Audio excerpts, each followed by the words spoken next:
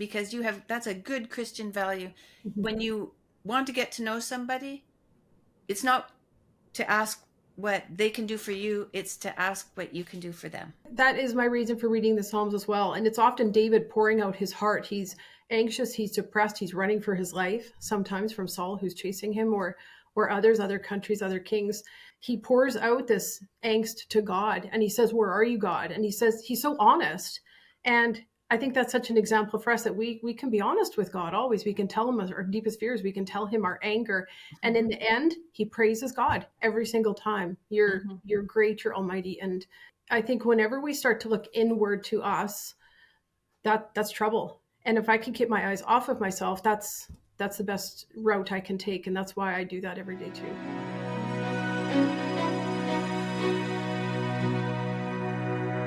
Hi, Jennifer. Hi, Tammy. Thank Nice you to so see much for coming onto my podcast. I'm Oh, excited. I'm so delighted. I read a little bit about you. You're a busy woman with a number of different accomplishments that you can bring to the table. So I'd like to just start by asking you to share a little bit of your journey from nursing to politics. That's quite a switch. Mhm. When did that happen? Little by little and then overnight, right? Isn't that Okay. what we would say? I guess, yeah. So I was a registered nurse. I was working in long-term care in Ralph Klein's day. And that was yeah. back in the late 1990s, even to date myself a little bit, and then into the 2000s. And after I got married, we had started having children, and we had 4 children. And I had heard a podcast, or actually back then I think it was on the radio one night, a talk show talking about homeschooling. And I have been one of those ones who stuck my finger in there and said, I will never homeschool my kids. And I thought it should be illegal. And I was listening to this radio show talking about the benefits of homeschooling. And I was What going stuck through, in your mind of that interview? I caught the 10 most important seconds because I was going through an intersection and could not change the radio station, or I would have if I could have. Oh. And by the time I had gotten through, it was 10 seconds on these benefits, that they're more likely to vote, they're more likely to have intact marriages, more likely to graduate high school, to get a master's, to get a PhD, to be involved in their community. And it went on to, they have higher incomes. Oh, everything was a check, check, check. And I was still single at the time and thought, this is what I want for my children someday. And I always knew I wanted to be a mother someday. And so after we started to have children, I went down that path and started to homeschool them. What was that like? Because I didn't do that with terrifying. my kids. Terrifying, yeah. Every day I put my feet on the floor thinking, I hope I'm not going to wreck my kids today. Right. And I've heard that from another woman who did homeschooling. She was a very bright woman, just like you're a bright woman, but she was, I don't know, we're taught that we can't do that. That's right. And it's still a myth. That is a myth. And of course we can. Who knows our children better?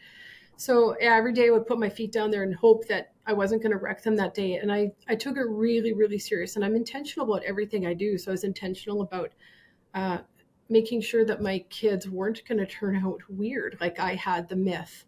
And that is another myth. That it is. I even heard that. Yeah, for sure. Yeah. And on the list that I had heard that night too is that children that have been homeschooled are the best socialized because they haven't been raised exclusively with a peer group. They know how to talk with those that are younger and those that are older, and they have more grandparent experience, and they're so socially adaptable. And that really appealed to me. So I was very intentional about it, which made us have a very busy life. They were in sports, they were in music. They were involved in the community with grandparents and family and friends and church and youth group. We were a very busy family. And I always say, I don't think I've wrecked my children too badly.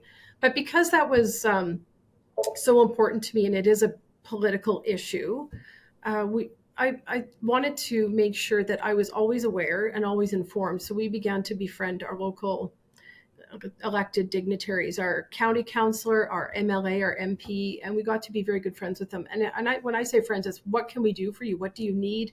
How can we support you? How can we encourage you? Because there's a lot of negativity that comes, as you know, from the public. And we did not do that with any other intention than purely we wanted to support and encourage them and be a good influence upon them. And Where did you find your perfect your good Christian values? Because that's a good Christian value. When you want to get to know somebody, it's not to ask what they can do for you, it's to ask what you can do for them. Where oh, absolutely. where did that come from in your life? Well, I guess the simple answer is Jesus Christ. Yeah. I was raised in a Christian family, Mm-hmm. and I would say I really wrestled with my faith in junior high and even into senior high. And I was even going to, our parents had put us in a Christian school at that point, and I was even wrestling with my faith there. But in high school, in grade 12, they brought in an apologetics component to the classroom. And if you know what apologetics is, the reason for what you believe in anything. And so is Christianity worth believing in it? Is it a rational thing to believe in? Because it's a smorgasbord of different religions that we could go toward. So is Christianity reasonable? And they presented all of the significant reasons why it was worth believing in. A course in the catechism, kind of, like Exactly. right. Yeah. And I wrestled with that. And, it was almost, what is the date today? Is it the 11th, 12th? It was almost on this very day, it was February 11th, actually, that that date is tattooed in my brain. Is it really? Well, that that's wonderful. I decided this is reasonable. And if it is, then I better believe it and I better live by it. That must have been such a relief. I imagine it was a relief to feel that way, to understand. Yeah. Yeah. It brings great freedom. Good for them for offering that to you guys, hey? Yeah. Yeah. And I follow apologetics very closely today. I mean, Frank Turek is one of my favorites. I have followed him for decades now. Tell me who Frank Turek is. Frank Turek is, I would say, North America's greatest apologist. He has the podcast, I Don't Have Enough Faith to Be an Atheist, and I listen to him regularly, and he has profoundly impacted my life, his teaching. Okay. Well, very humble, extremely brilliant. Mm-hmm. He was in the military in the United States, and I have followed him closely, and he's, I really appreciate him. He's kind. Yeah. And, apologetics can be very forceful sometimes, and we should never be ramming anything down anyone's throat. And I just feel like he puts it out there and says, here it is if you want it. And I appreciate that. Mm-hmm. I didn't want it rammed down my throat, and I don't want to do that to anybody else either. So that was where I come from. And you know what? I read the Psalms and the Proverbs every day. I read the Proverbs for wisdom, and I read the Psalms for my soul. And that really keeps me grounded. Yeah, that's a good practice. I met someone today who sings the Psalms in the morning. She's begun to sing the Psalms with her husband in the morning. And I thought, I love to sing, and I love to sing in the church. And I thought, and they have a course called The Way of Beauty, and they believe that singing is a way of offering up beauty to God, to sing the Psalms. I thought, that's a good idea. So eventually I hope to start that. Oh, yes. There's a lot of great Psalms that are put to song. Yes. I was listening to 2 of them on the way to work this morning. Oh, yeah. Yeah, right. And why do you do that in the morning? I think it sets my day in the right direction, and it brings me peace. Yeah. Yeah. Yeah. I pray the rosary every morning, and I read a chapter in the New Testament. That's what I'm doing right now, just one a day. And it helps me just to organize my mind, to get myself right-sized so that God is on top. Mm-hmm. And I'm pretty much non-existent, because I was discussing with my husband. He said, what are your values? I said, how are they organized? I said, well, it's God, and then it's you, and then it's my kids and my grandkids, and then it's me. And then I said, no, actually it's not. It's God and you and my kids and what I can do for others. I said, actually, I'm not exactly in that at all. Maybe I'm in that for what I can do for myself long term, but not today. Not today. Today it's for other people. I would say that is my reason for reading the Psalms as well. And it's often David pouring out his heart. He's anxious, he's depressed, he's running for his life, sometimes from Saul, who's chasing him, or other countries, other kings. And he's in trouble, truly, trouble that we can never comprehend. And he pours out this angst to God, and he says, where are you, God? And he says, he's so honest. And I think that's such an example for us that we can be honest with God always. We can tell him our deepest fears. We can tell him our anger, and in Mhm. the end, he praises God every single time. Mhm. You're great. You're almighty. And um, I think whenever we start to look inward to us, that's trouble. And if I can keep my eyes off of myself, that's the best route I can take, and that's why I do that every day too.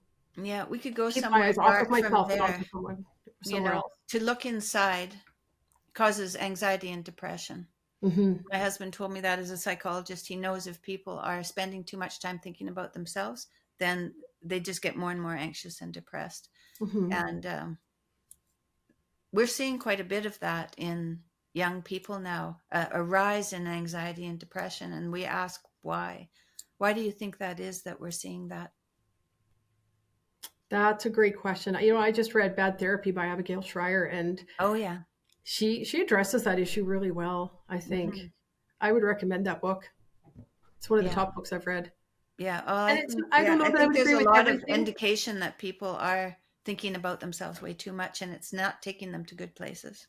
Yeah. Yeah. It's an interesting book. I don't know that I'd agree with everything with her on there, but I don't know that I could offer a better alternative either. It's certainly challenged my thinking.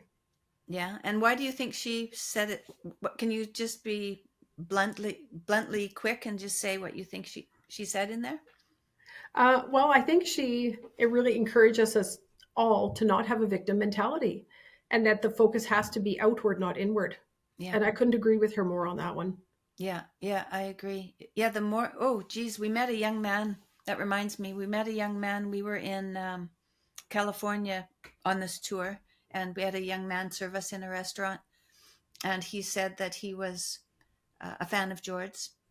And then he left the table, and I said, you should offer him a ticket to the show, because often he will offer offer people tickets to the shows as we meet them, and he came back to the table, and Jordan asked him if he wanted to go, what he was doing that night, and if he was free. And then he asked him why he's been listening to his message, and he said that he was living this victim mentality. Hmm. He had feminized himself to please the people around him because he thought that's what they wanted. And one of his friends showed him uh, Ben Ben, whatever his last name is. It's very funny that I can't think of it. Anyway, Jordan is also at DW, so he found George's writing, and then he started Oh, Ben Shapiro. Shapiro. Yeah, Yeah. thank you, Yeah. thank you. And Really were. that turned him around, and now Mhm. he started lifting weights. He started standing up straight. He started to put his life together, Mm. and he said, and then he found God, and he went back to church, and he's living a much better, peaceful life. Mm. And I just every time I hear a story like that, I think, thank God. That's what I think. Yeah. Yeah. Yeah. So So it's a how did you go from agriculture to politics? Because you went from, I guess, I'm getting, you got married, you had kids. Were you living on a farm then? Yes, both my husband and I grew up on grain farms in very, very tiny communities. He grew up in a community of about 1,000. You're from northern Alberta, and Yeah. I grew up in a town of about 450, Oh, those are and little. Those are little. very tiny. Yeah. Yeah, I say it forces leadership because there's nobody that is going to do anything if you don't step up and do it. So, Yeah. and I was so blessed to have parents that held the bar really high for all of us. I had three brothers, and I was in the middle there, and they expected that we would work, and they expected that we would behave, and they expected we would treat people with respect, and they were fantastic role models in that, and I'm so blessed. And we grew up in a community with so many other role models. I always say I have so many parents that raised me, then our parents' friends, because it Hmm. was such a tight knit community, and I'm so grateful for them still today. And one couple, I always blame them, and they take the credit for it for getting me into politics. And there's a few stories there about how they had prayed about it and had come and talked to me.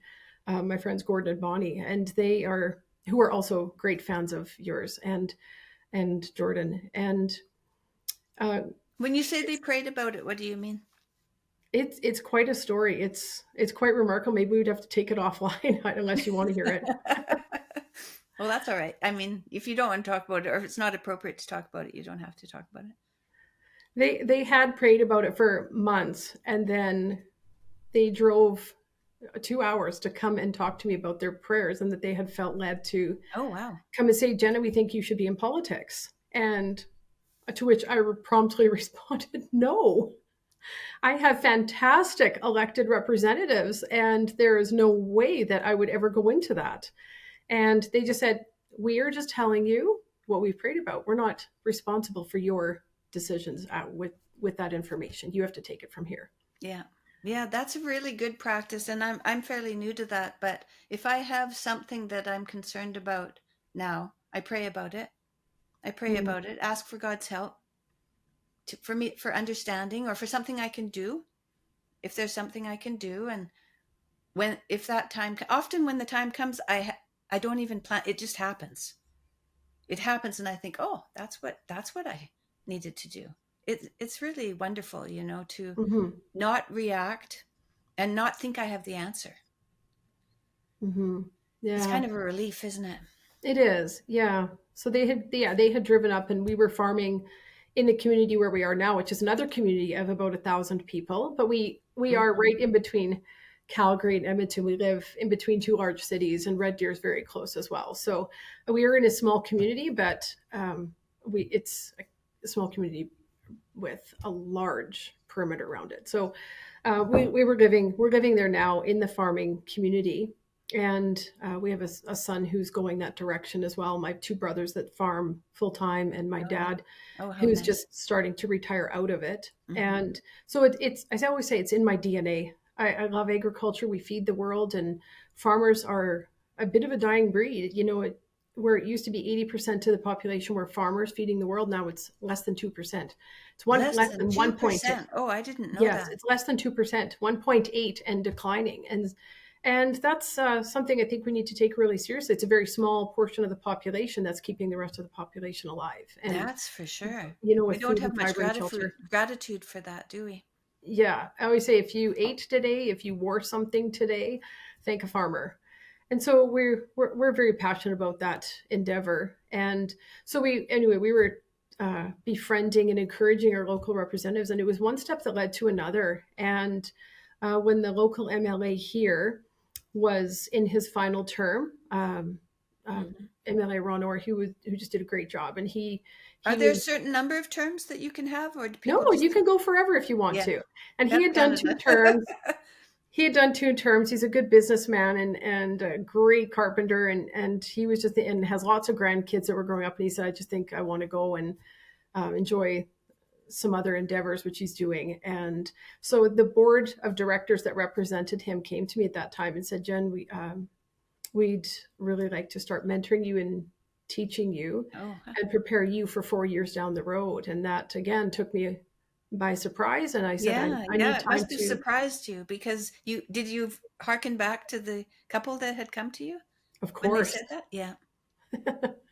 Yeah, that comes back to haunt you, doesn't it? And Hmm. so I said, my husband and I, we are in everything together. I'll have to talk to him about this and to our family because we understand the implications that this can have on a family. And we had no idea how it was going to impact us.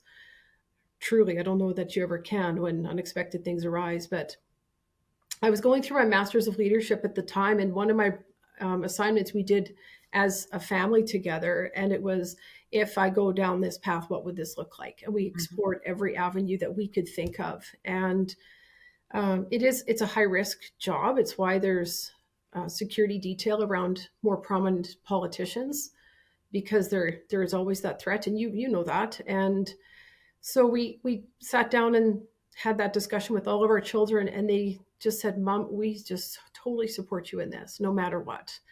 And so we came back to them after 6 months and said, yes, I'd be willing to do this. But I went first to the MLA as well and said, this is what's going on. And I want you to know we will not speak a word of it to anyone because we support you. And so he sat on that. And then about 3 years in, it was time to start to get to work. So the election was approaching and we got to work.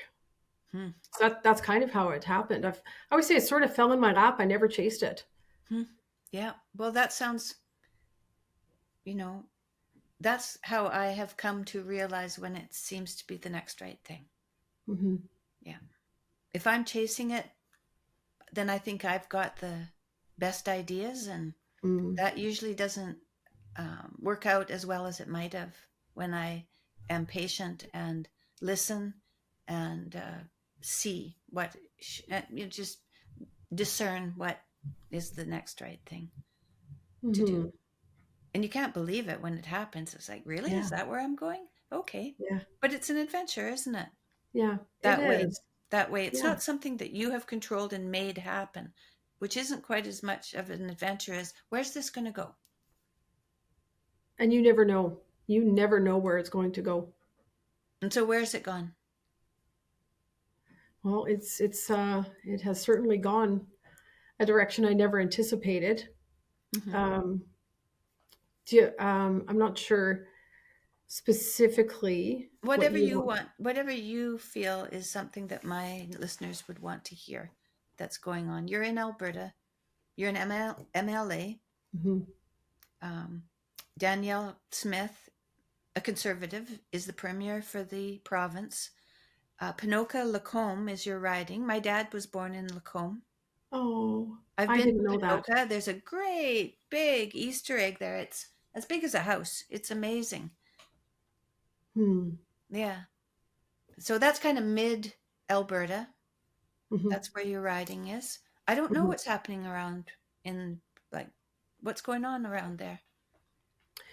There's a few issues we're working on. Gull Lake is one of them. It's many would say the most popular lake in the province, but it's not sustainable. It's been disappearing for over 100 years, and about the last 50 years, it has been stabilized by a pumping system from the local river. And that local river has unfortunately uh, been infested with invasive Prussian carp, which will destroy a lake, any Mm. water body. And so that has been a problem, and the That's a pumping type has of fish, ceased. right? That's a type of fish, a carp? Yeah, Is that what you essentially, said? it's like a goldfish, Yeah, yeah. but Well, no, we they're have them in invasive. Ontario, carp, you know? Yeah, yeah, they're all over, and so it's not in the lake yet. If it's Hmm. in a local water body, it's almost a matter of time before it gets in there. But we don't want to make that happen any faster than possible. So all that pumping is stopped. We're trying to come up with a solution to Now, that. was the lake dammed? Is that why it was losing its water, or what happened? Why was it losing No, its water? no, Just it not has. enough rain? Yeah, there's no inputs into it outside of Oh, rain and snowpack. oh, I see. And it's a shallow lake and it's very large, so it evaporates very quickly as well. I And see.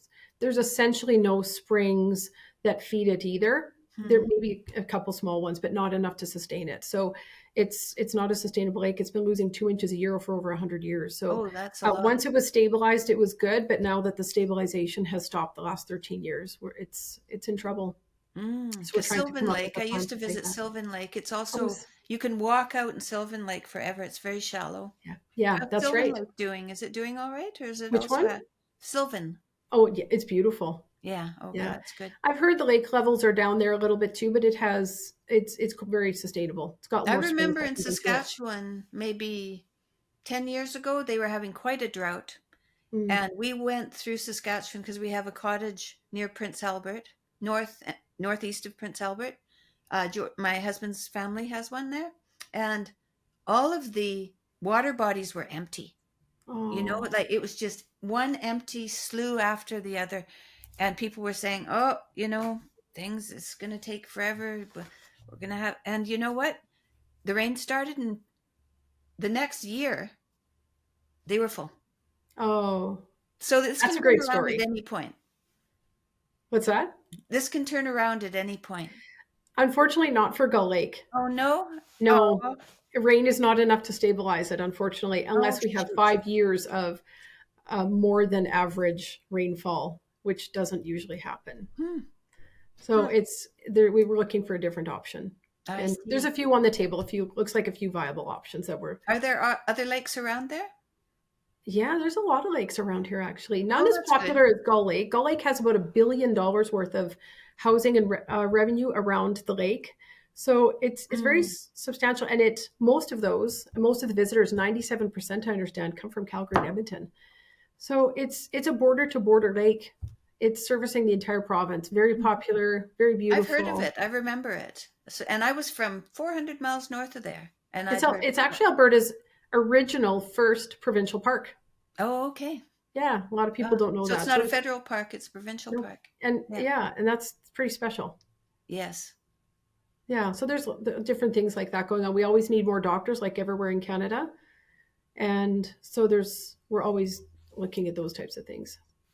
Now, when you were a stay-at-home mom, because you must have stayed at home some, at least to homeschool, Mhm. did you also have a career at the same time? Like, how did you balance that?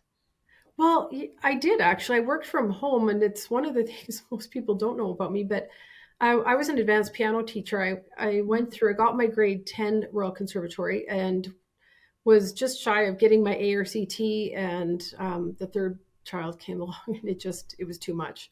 So I actually taught advanced piano from my home Hmm. studio Yeah, for over 30 years. that was a good option. It Hmm. sure was. Yeah. Hmm. Hmm. I Yeah. And worked I've as had a massage therapist when my kids were. I didn't, and I just had a room in my house where I had a Murphy bed that went up into the wall, and then I'd set up my table and I'd do massages. oh, sure. Yeah, and Yeah. that was good. So I could be home for lunch. I could be home after school because they just Yeah. went. They could walk to school and back because the school was just right here. Yeah. Yeah. Yeah, yeah, That's that's good. a good idea. It was. And I say my career first was a one room schoolhouse teacher. And where I developed some of the curriculum I taught them, I compiled it all for sure. And I was teaching four different classes essentially at once. And that was really a struggle. And my goal always was get them to read, because then they can be independent learners. So I Exactly. pushed that hard. They were all reading fluently at 5 years old, and at 6 years old they could read large portions of the Bible, actually, which is one of the greatest documents we have. So Yes. after that they could do a lot more self-directed learning, and that made it easier. But there was a few years there, boy, it was really, really tough. We would just fall into bed at night, and I remember saying to my husband one time, I fell into bed and I said, honey, you've got to help me find somewhere to send the kids, because I can't do this one more day. And it was utterly exhausting. It was worse than having a newborn. I worked as a registered nurse in Ralph Klein's day when there were a lot of cuts, and we had to really pull up our bootstraps and get to work. And homeschooling four kids was way harder. It was very, very hard. And because maybe I held the bar high, we were very busy, and I expected them to do well. What do your kids do now? A variety of different, actually, oddly, and people think this is very ironic, and I don't at all. One of them is a public school teacher, and I raised my kids. Actually, I would say the primary reason I homeschooled them was to funnel them into what they were meant to be. Right. And if that's what he is meant to be, I'm going to funnel him into that. And he was always a good teacher and loved children, and that was the course he chose. Another one is he's an applicator, a certified applicator, and has his own Oh yeah. landscaping business. Hmm.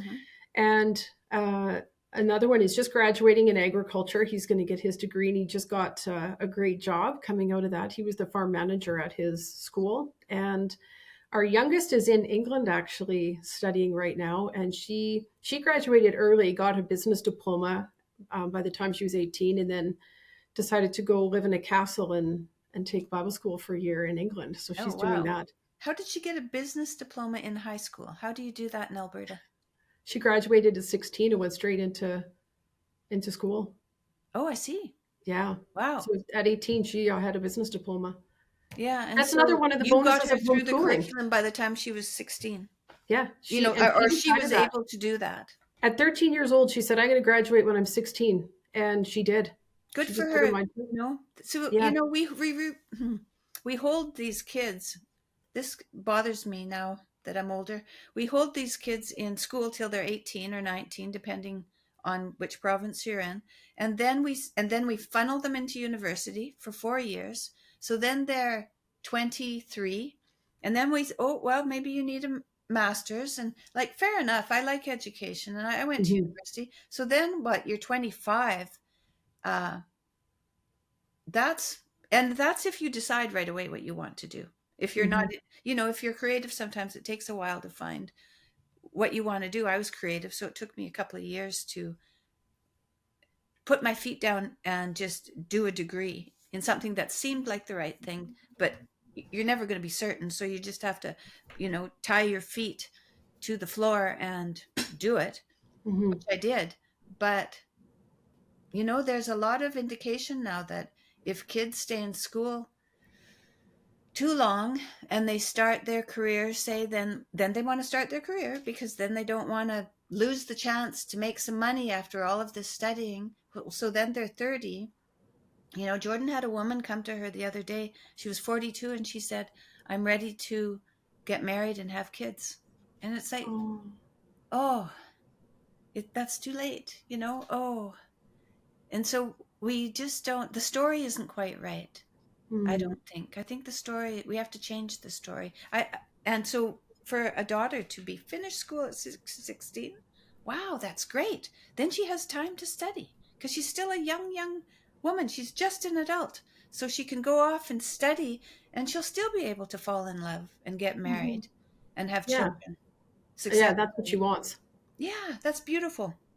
Yeah. That's Yeah. beautiful. Yeah. Good for you. Way to Yeah. go, Mom. Thank you. Let's see. Mm. Oh, so you survived a public slander campaign. I don't know exactly when that happened. You could tell me when that happened and how that has changed your approach. Wow, this is a big one. Mm. So it is about 2.5 years ago. I was asked to speak about education at a very small gathering in an eastern part of Alberta, very small farming community. So I agreed and went out. I knew it was being recorded, and I try to be careful no matter whether it's being recorded or not to always be respectful of people. And Mhm.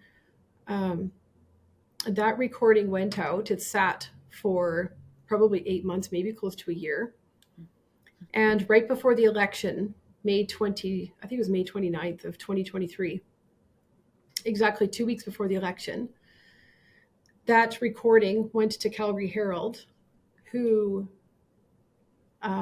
took their spin on it and accused me of comparing trans children to feces. And it was horrifying. Mm.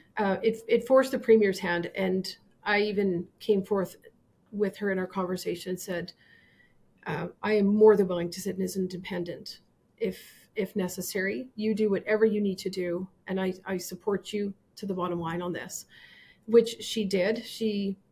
And rightly so at the time. 2 weeks before an election is a terrible time, and she had no other choice, and did that. So I went and I was elected as a UCP MLA.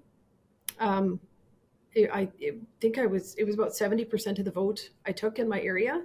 Hmm. It was one of the highest percentages in the province, in spite of everything that had happened. Why do you think that happened? Um, I have a few ideas. I worked really hard. Again, I'm very intentional with what I do, and if I'm going to do this, I want to do it well. I door knocked over 10,000 doors, Hmm. and you know what, Tammy, I love people. I truly love people. I'm an extrovert. It's how I was raised, and it's who I am.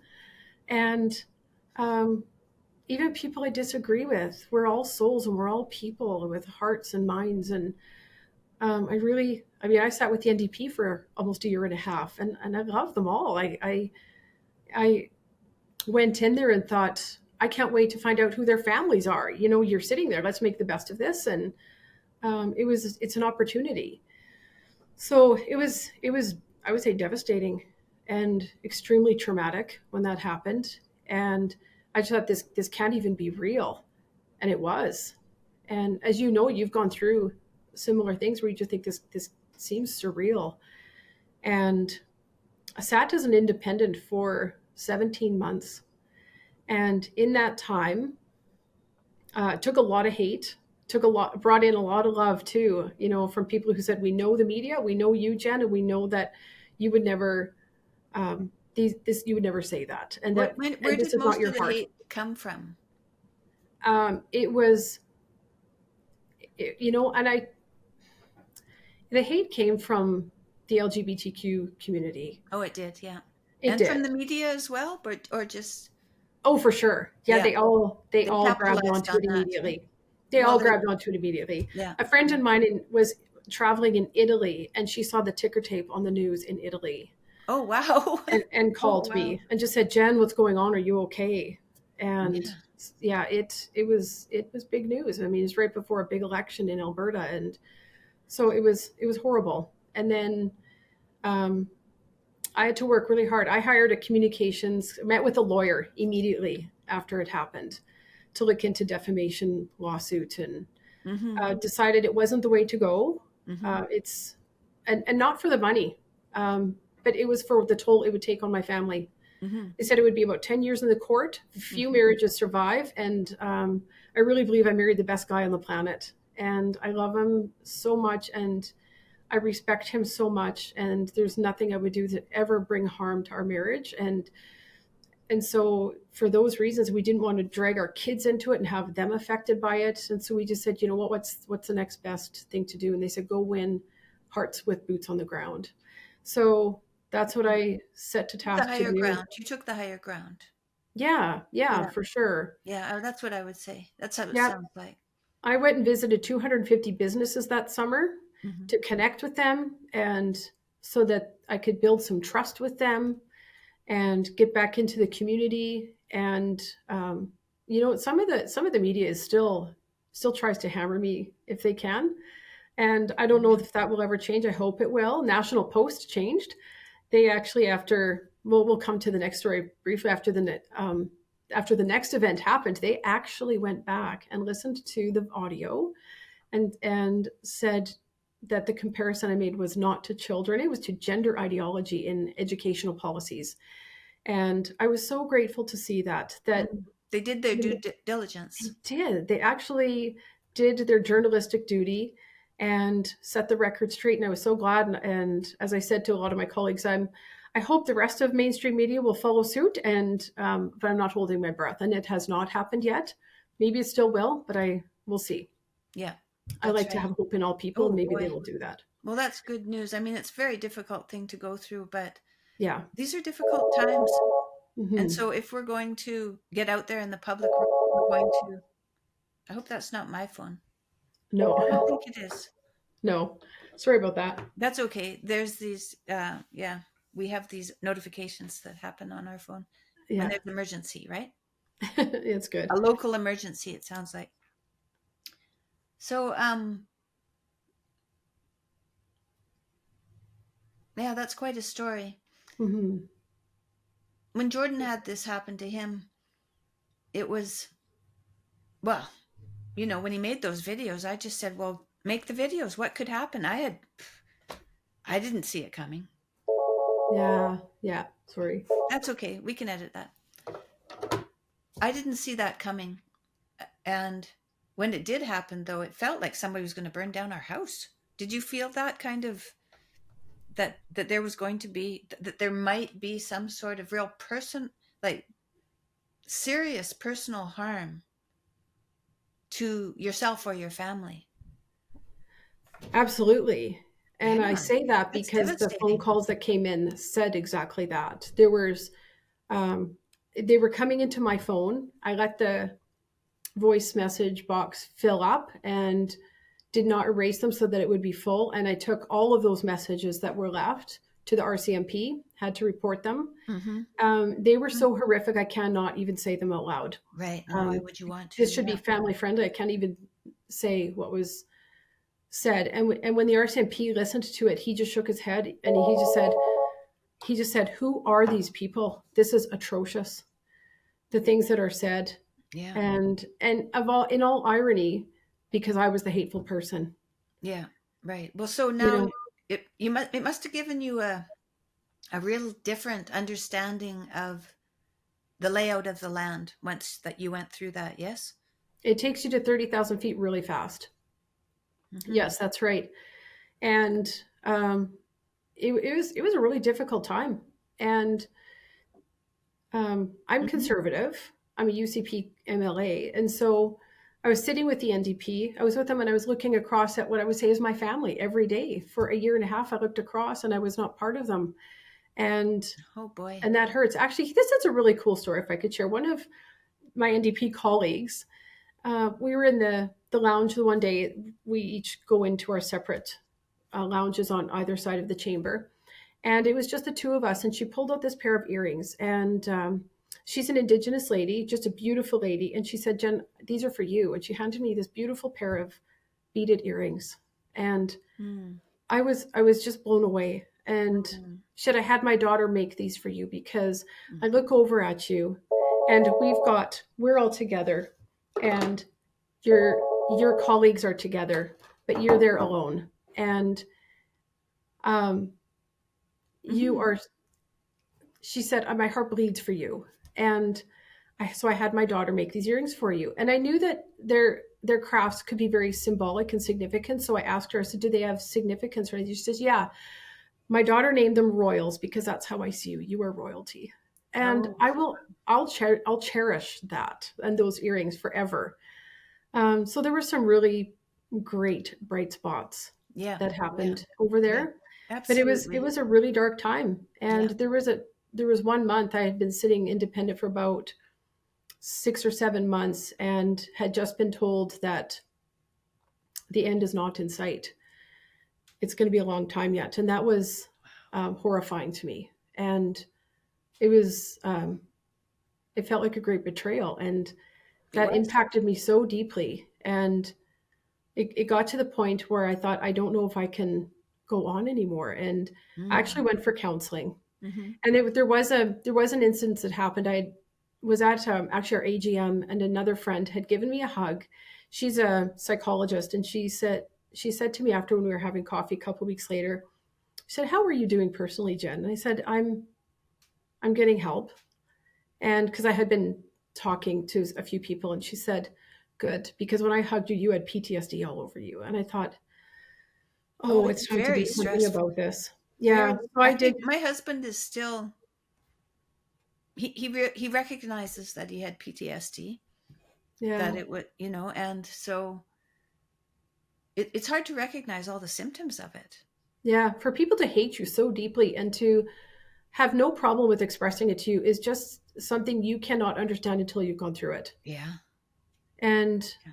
it was really tough. So I did go for counseling and it was very effective.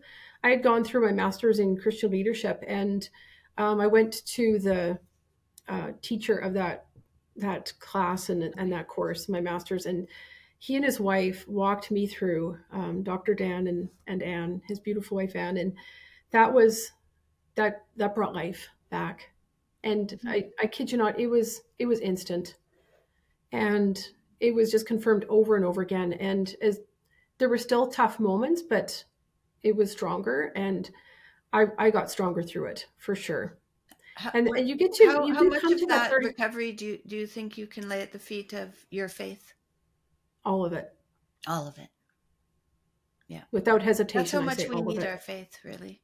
Yeah, yeah, for Because I sure. imagine without your faith, do you think you would have survived that to be No, here? And yeah, no, yeah, I yeah. don't. I believe you. I think I would have gotten bitter, and I'm not a Mhm. bitter person. I'm a naturally forgiving person, and like I said, very loving. I love people, and you know what really started to get to me and really bother me was that I caught myself saying a couple of comments, and nobody else would have caught them, but I knew that they were not me, and that there was bitterness at the root of it, and it broke my heart. I'm not going to walk down that path of bitterness. I want to Yeah. forgive. It's a decision, isn't it? It is. Yeah. Yeah. And I recognized it where nobody else would have. But I knew Mhm. that it wasn't me, and I knew that it wasn't coming from a good place. And so I dug deep. I Well, dug that deep sounds to like, to me, it forgive. sounds like you already had a strong faith and a strong practice of faith, because Hmm. it isn't just faith, it's the practice of faith. It's the daily Hmm. practice of faith. You wouldn't have recognized the bitterness as quickly if you Hmm. hadn't been practicing, if you hadn't, Correct. and so that's why people need to practice, is because something like that'll happen. Yeah. And everybody has tragedy and crisis in their lives. And if you're not, I think, I mean, I would say, I was very fortunate because the trouble that I got in, I was given a real uh, God's grace very early in the catastrophe, which allowed me to start practicing my faith. So when it got darker and darker, uh, I actually could be sustained. Whew, boy, I barely got in through that door. It was closing, I barely got in through that door. Whew. Yeah. I Yeah. can't- yeah. Well, what? It did come to an end for me, and a very unexpected end. I had been sitting independent for 17 months. I was getting ready to accompany my daughter to England. I was going over with her because we were going to go travel for a few days together first. And it's been a tradition in our house when our kids go off to school, mom takes them and Uh-huh. we make a journey and an adventure of it and have some fun. Yeah. So she was our last one, our baby. And so these flights had been booked to England for 6 months. And I received an email at the beginning of September, and it was from an individual, a constituent in the LGBTQ community, and requesting another meeting with me, but this time because I'd had two with him prior, and that had been very respectful um, and very good.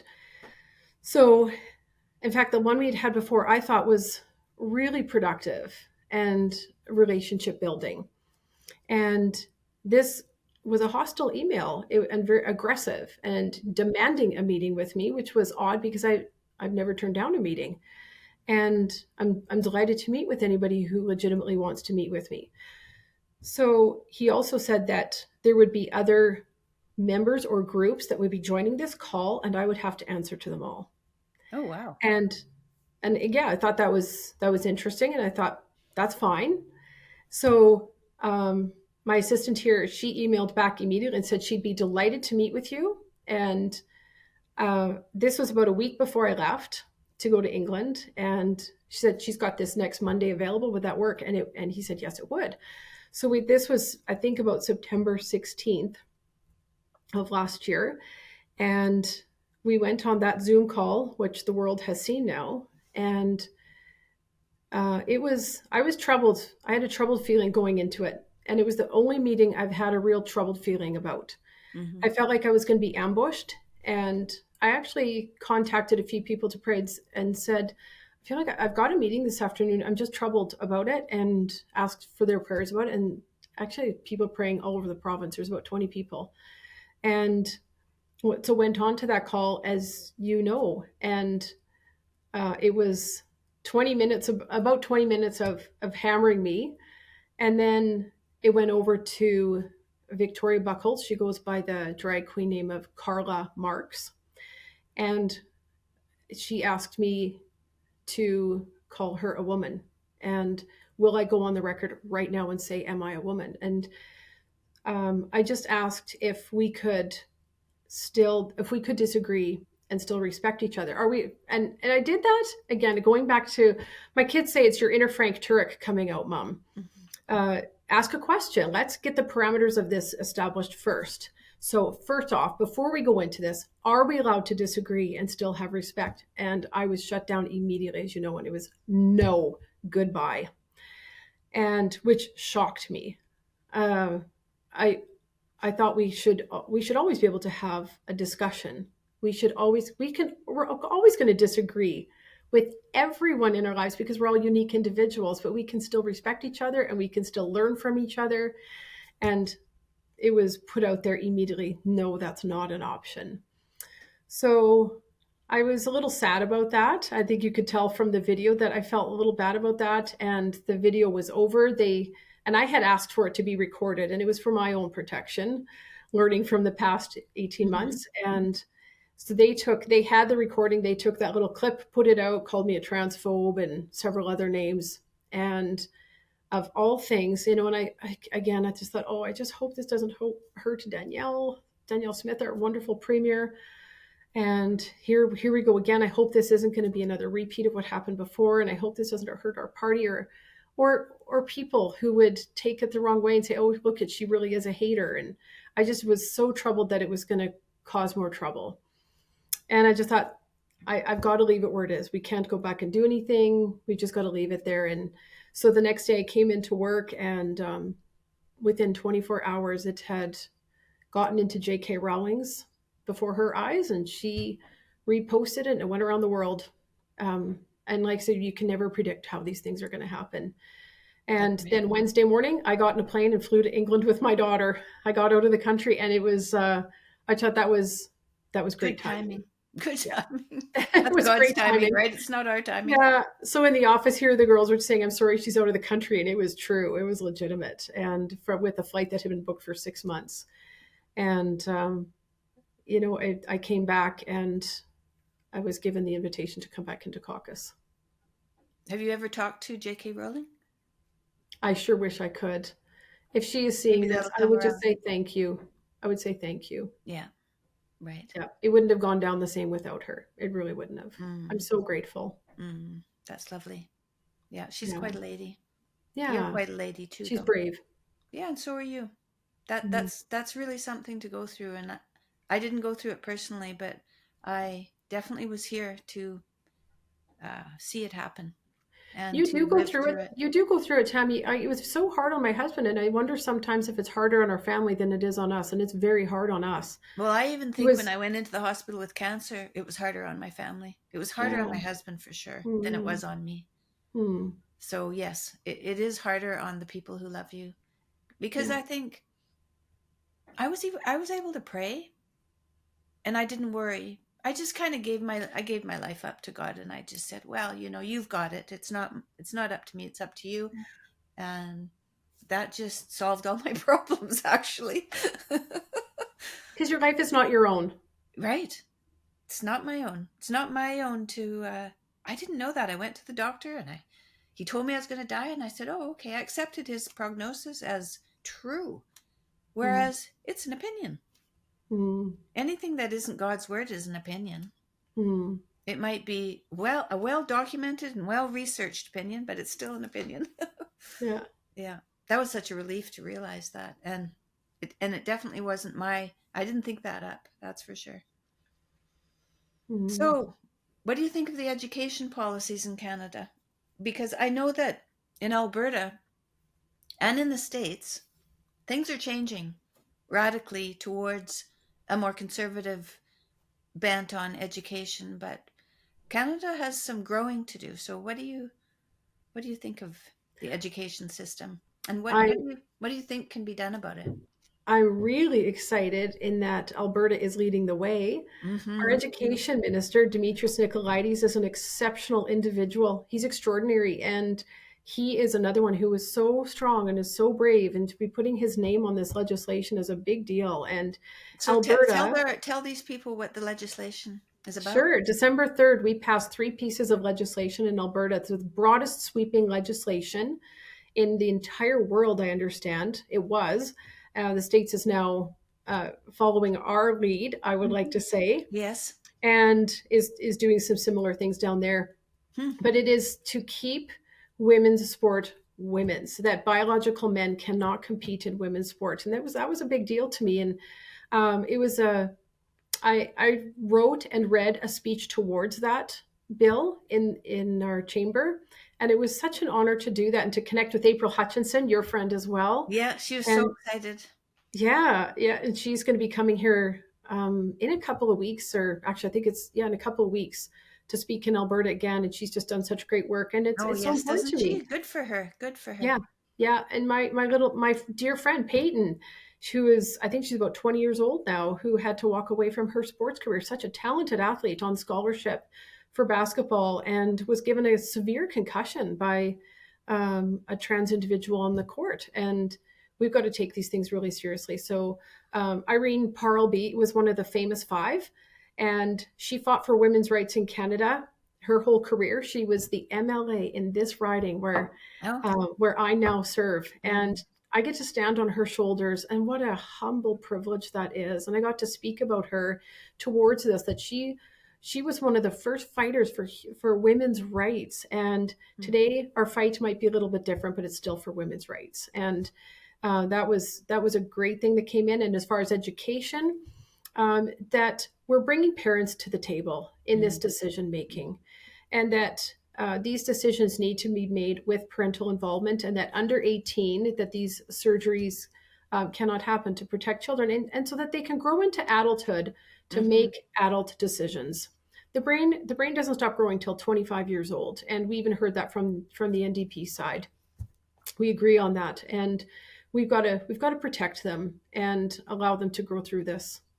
I wonder, with the birth rate falling, how many adults there are now that don't have children and really have never raised a child, to see how long it does take to mature and realize that, they are well into their 20s before they actually mature.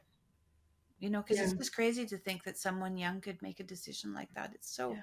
so crazy. It's not just crazy, it's demonic, I would Mm. say.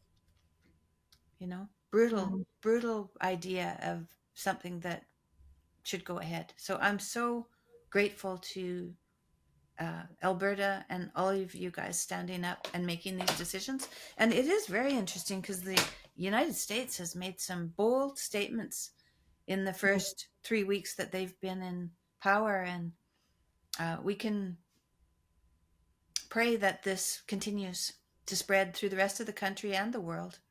mhm. Yeah, that's right. And it is exciting to see. And it is also, I talk about our education minister, but it's our leader, Danielle Smith, Mm. our premier Danielle. She's the leading charge on this. Yeah, And she's really it's something. because of her. And she's being watched around the world on Hmm. this. She's in Washington as we speak with all the other premiers of Canada, speaking on our behalf and advocating for Alberta and for Canada. Oh, is that We're so right? blessed to have her. Oh, I Yeah. didn't know that. So all the premiers are in Washington right now? First time ever that all the premiers are in Washington, D.C. together. Oh, wow. What Yeah. is there a name of this? Is it a conference or a meeting? Oh, I should know this. They've, Oh, I don't, yeah, I yeah, hadn't heard. I didn't know. yeah, yeah, Oh, they're all that's there. exciting. It is exciting. Mm-hmm. Yeah. Mm-hmm. So she's been a great leader in our province. She's got my loyalty and the loyalty of her caucus, and she's going to continue to go forward and do great things.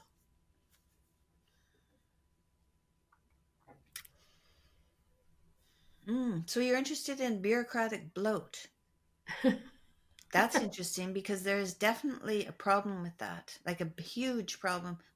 Who knows how much of a problem that is and how much that is causing our trouble. So, Mm. what do you see as a way of streamlining Oh, government? a way of streamlining, boy. It's such a big machine. Mm. You know, um, You know how Elon is going through yeah, like Doge, step by step and he's seeing where yeah, all the money's line by going? We line. have to do that. We have to Yeah. do that. You know who else did that was Sarah Palin when she was elected governor of Alaska. She came in and she said, "We're getting rid of the bloat." And she did exactly that. They went around the clock and they went line by line by line. And she not only balanced the budget, but brought them into great wealth. That's the details of the conservative mind, to do something like that. Yeah. And the thing is, we can get accused of being so consumed with the dollar and economics that we forget the person. But if you don't have the money, you can't care for the person. That's just the reality of it. And we're paying here in Alberta 3.3 billion every year in interest alone on debt servicing. Right. Imagine what we That's could do with crazy, huh? that 3.3 billion. That's a school every month, or that's doubling our transportation budget. So imagine if we could redo so many more roads, or if we could build another school. We're bursting at the seams because of all the immigration. And imagine if we could build another school or bring so many more teachers in. It would be amazing. And so that's the reality of it. We're throwing 3.3 billion at banks, and for what? Do we Let's have the let's get this children to under fill control. another school? Do we What's have that? do we have the children to fill more schools? Oh, yes, yes. Where are the Yeah. children coming from? A lot of it is immigration. Mm-hmm. Most of it is immigration. Mm-hmm. We were getting almost 20,000 a month into Alberta last year. How do you absorb that? Yeah. So our schools are bursting at the seams, our hospitals are bursting at the seams, and it's a housing is in crisis. And our um, social services minister Jason Nixon, of course, is doing a fantastic job at addressing it. Boy, that's a big file to take on. Yeah. and he's doing everything he can to do it. It's difficult. Yeah. Well, It's Trudeau it's tough. wanted to just fill our country full of immigrants. He wanted to, Yeah. I can't remember how much he wanted to raise the population by, but Yeah.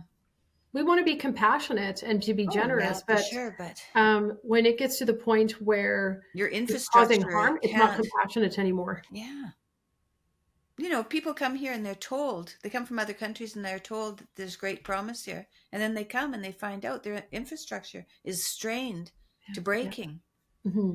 Well, that's not something to arrive to. That's a lie to tell them Yeah. that that's what's going on here. So, yeah, we have a lot of truth telling to do. Yeah. Yeah. That's for sure. So I mean, there's a lot of work to do with the bureaucratic bloat, and I love what Pierre Poilievre is saying, that he's sticking to his original intent in for government. I just listened to him. It might have actually been with Jordan not too long ago on that podcast, where he said one of his original papers that he wrote was on small government, and he's never changed. And I think there's a lot of value in that for all government. Yeah, there is The more we get small out of people's government. Yeah, business, the better business we'll do. yeah, small government for sure. There is, you know, there is something that has to be taken into account, and I don't know very much about it, but data, you know, uh, we've always had great commodities in our country because we have oil and gas and we have Mm. agriculture, minerals of all sorts. But now a lot of what is traded is not that kind of commodity. It's commodity of um, data. And Yeah. so this is a new thing that the government is going to have to look at because I guess we don't own our data in this country and we have some growing up to do in that way. So hopefully our politicians will start to learn from the people who know those things and put it into policy.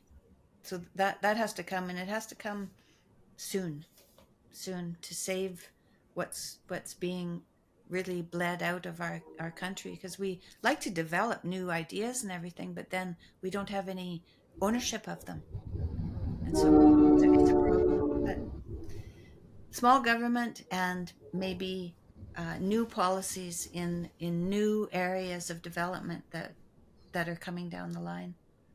We can look forward to that. Hmm. Yeah. Premier Smith is a master at policy, and it's what she was educated in, and she worked in that field for a long time. And she, with her experience on the radio for 6 years, Mm-hmm. has been able to develop a really great workbook for policy. And she's just pulling out of that now. And I think we're going to see a lot more great things come out of Alberta in the next few years. Oh, I bet. I'm looking forward to it. Hmm. It's exciting. Yeah. So, what would you say is your, in terms of accomplishments, you reflect on your journey now? You've been a mother, you've been a nurse, a mother, a farmer, uh, a politician. What do you feel the most proud of? It's got to be my family. Yeah, everyone It has says to be my that family. if they're truthful, I think. You know, I said to my mom a week before I got married, and you never know the person you're going to marry, really, truly. Mm-mm. And I said to her, Mom, there's no guarantees, are there? And she just said one word, no.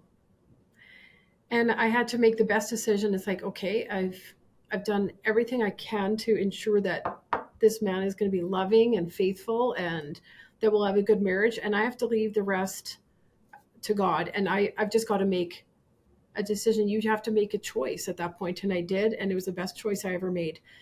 And I'm just so grateful to have a good marriage and a husband who supported me to homeschool. And when we were having that conversation too, he said, Jen, I will never be able to help you with homeschooling, because he had a very demanding job, worked long hours, and he said, I'll never be able to help you with it, but if it's what you want to do, I want you to know I'll always support you. And he did exactly that. It was exactly that. I did 100% of our schooling and our education at home. But you know what? He showed up for some soccer games, and he loved on our children and was such a good dad. He loved me first, and loved our kids next, and set the best role model for them. And I'm so grateful for that. And it's Mm. um, that has been such a great success. And you know, and then to endure a crisis like I've gone through um, is really extraordinary. And this may sound crazy, but I'm so grateful for it. That when you go through suffering and you endure, it's a gift. Yes, And I feel that way about my cancer journey. I feel that way yeah, about it. Yeah. yeah. I was going through a few documents yesterday preparing for this, and I had done some journaling and going through all the dates and things that had happened and people I had met with yesterday. And I said to my assistant here, Cheryl, who's one of my best friends, and I just said, you know what, I feel like I'm reading someone else's story. And I Hmm. think that's because I've endured and risen above. This Hmm. doesn't define who I am. Hmm. It's something that I've gone through, and it's brought me more compassion. It's made me stronger, and it's not who I am. I could walk away from this today, and I'd be okay. Yeah. And if I'm here for another 10 years, that's fine. I'll be okay. So I think to endure something like that and to still have such wonderful friends in this life, I've got so many dear, dear friends. You know, our circle of intimate friends is very, very small, and as you know, the circles go out with trust. And I've Hmm. got many at each level, and I'm very blessed to have that. Very And blessed. I think, love and trust. Love and trust. Yeah. That's that's good. That's a relationship that works. Love and trust. That's kind of what I've boiled it down to. I'm sure there's more to it, but those two things to me seem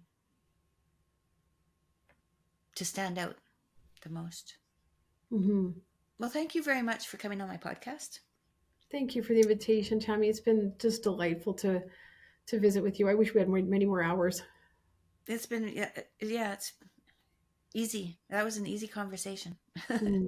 Yeah, thank you very much. And I hope that I know Jordan's in Alberta right now. I came back to be in Toronto for a few days, so I didn't get to go. But next time, Yes, I wish we could have met in person we too, were but maybe planning another it, time. but that's not the way it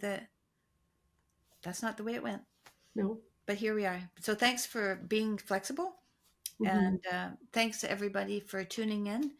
Um, I really appreciate that, and I hope that you enjoyed this conversation.